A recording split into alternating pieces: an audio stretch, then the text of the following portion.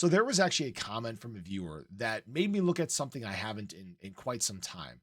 And I was actually kind of shocked by what I found. And this comment said, it seems that institutions are buying ADA before an ETF is released. Hopefully, a massive shortage happens.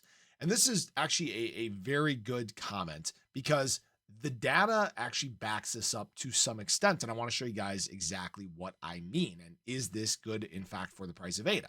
So if you guys are new or haven't already, make sure you hit that subscribe button down below. Hit that bell again. It's free to do. It'll keep you updated anytime there's new content live here on the channel. So we know that one of the biggest problems that we've had in terms of spot ETF products is that the SEC, who has been pushing back on the industry in a big way, is the one that does in fact have to approve these products. And the big struggle here has been, they're not going to approve an ETF for something that they think is a security. It's the reason why there haven't been any XRP ETFs. There haven't been any Solana ETFs. For example, some of these assets have been named specifically in lawsuits alleging that they are unregistered securities. Now, the SEC has basically contradicted themselves. They have come out and said the tokens themselves don't constitute unregistered securities. That's a very good sign. And what that means is that we should actually have spot ETF products basically front run, right? They should be basically pushed to the forefront for institutional investors to accumulate and buy into, right? Now, the great news is that we obviously have a new pro crypto administration that is coming in. Gary Gensler is stepping down as the head of the SEC, and we may see an overhaul completely. Whereas, again, there is this big pro crypto embrace and specifically a US crypto embrace, meaning that ADA, XRP, Algo, HBAR, XLM may in fact have some of these ETF products coming sometime in the near term. Now, obviously, this isn't a guarantee, and I know that some people say we don't need an ETF, and what people need to understand is that it's kind of a necessary evil. Institutional big players are going to want to get into the space, especially for sound products. And that's exactly what Cardano and ADA are. They've been built well, 100% uptime, have great technicals, right? I don't mean, I mean from like a technological standpoint, it's very well built, right? And that means that there's huge potential for the future. Now, where things get interesting here is when we look back at April, there was this huge uproar because ADA had actually been removed from Grayscale's digital large cap fund. Now, for those that aren't familiar with Grayscale, I'm sure most people are. They're one of the largest institutional players in the world, and they have all these different funds. They're not technically ETFs, but they're funds that entities can invest in, right? And what's interesting about this is ADA was in fact removed from the digital large cap fund, which was kind of strange because we saw AVAX pop in despite ADA being higher. And so everybody was freaking out. But if you guys remember, it was not removed from its X Ethereum fund. All right. Smart contract platform X Ethereum fund. It actually made up 14.56% of this. So it's not like institutional money was pulling the plug on ADA or anything like that. They were just doing a little bit of shuffling. And that's completely normal. They will do that from time to time.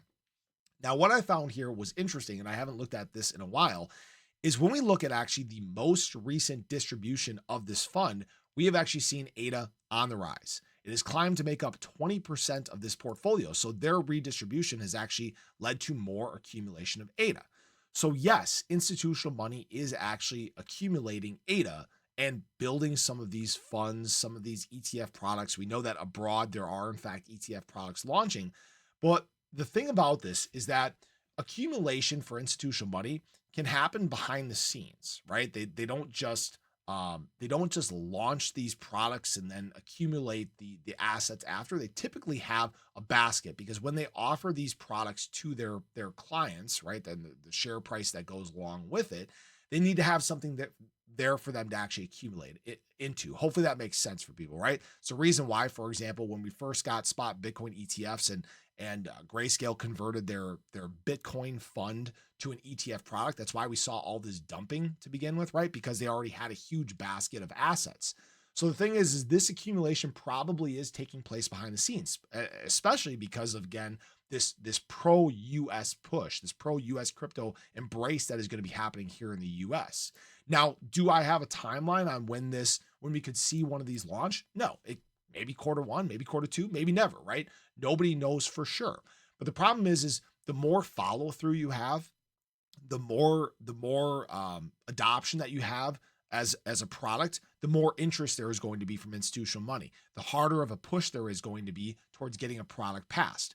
We know that, again, there have been propositions or filings to get a spot XRP ETF filed, a filing to get a spot slot, a Sol ETF filed. And while none of those have come to fruition yet, they will probably be coming sometime in the near term.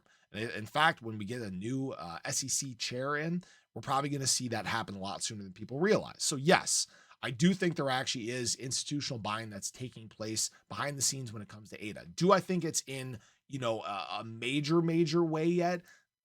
Not really per se. This is not the site I wanted to go to. I wanted to go to CoinGlass. I think it's happening to some extent, but what you need to know is that this is going to ramp up over time. And why this is such a big deal, and I appreciate Nick Grayson, the user or the viewer who made this comment. I appreciate him making this and mentioning that hopefully a massive shortage happens. Is, yeah, there is going to be a shortage that happens. We've talked about supply shock before in terms of ADA and why that's such a big deal. And if we remember, we have dealt with this consistent removal of supply from exchanges, pulling ADA, people having this quote unquote cult-like mentality, this long-term mindset.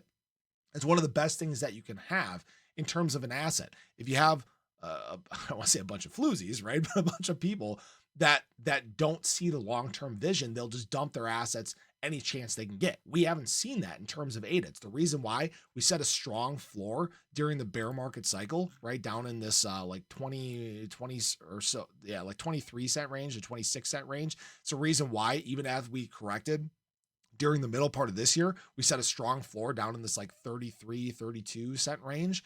And now we're trying to do the same thing here, like I talked about, in my ADA video earlier today. So the point I want to make is we have a very interesting possibility that can come from this. It can lead to major supply shock. It can lead to further embrace and optics for ADA. We may see ADA do something similar to what Solana did from the bear market cycle into the early part of the bull. No guarantees, not financial advice, but nobody knows what the future is going to bring. But one thing is for certain, and that's that ADA has a huge bright future ahead, as does Cardano. So appreciate you guys. Have a great day. Show your love below. Let me know your thoughts. Do you think that institutions are buying behind the scenes in preparation for this big crypto boom here in the US? But have a great day. Show your love. I'll catch you guys in the next one. Take care.